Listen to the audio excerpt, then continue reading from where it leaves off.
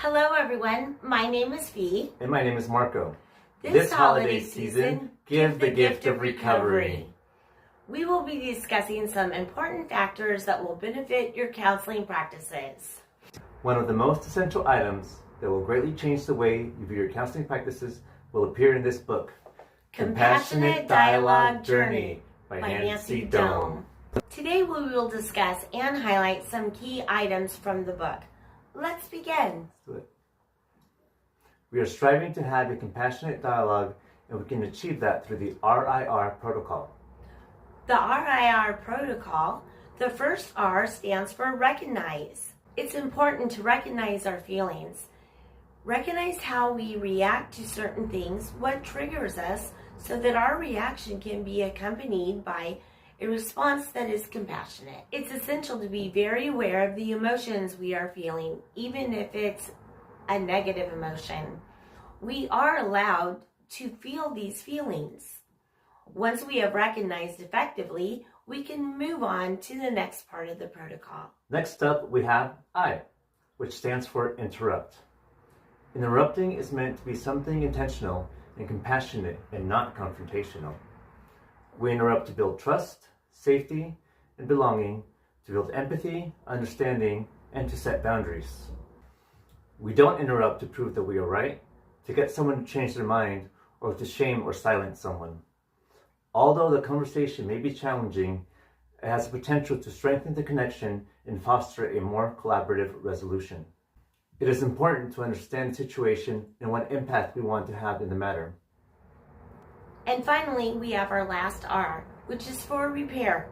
Repair calls for us to stay engaged with the person or issue and work towards a solution. By repairing, we challenge our prejudices and look for the commonalities rather than the differences. Through the process of repairing, we can acknowledge our differences, broaden our perspectives by engaging with those who hold different viewpoints, and make amends to those we may have hurt. Remember that it may not be easy, but as long as you try to do your best on your end, it's okay. The receiving party may not be as invested in the repair as you, but you have done your part, and that is more than enough. Another key factor that will aid in your counseling is knowing your own biases.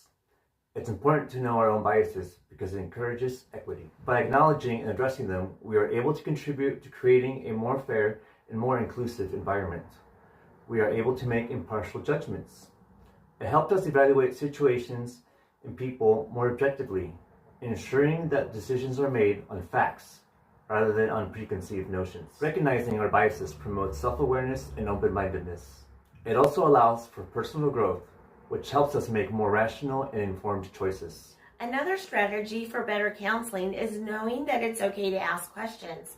We don't need to know everything about our clients, and we probably never will. But it is important to know what they feel about themselves, how they identify, and how they want to be identified as. We don't want to just assume. We all know what they say when you assume.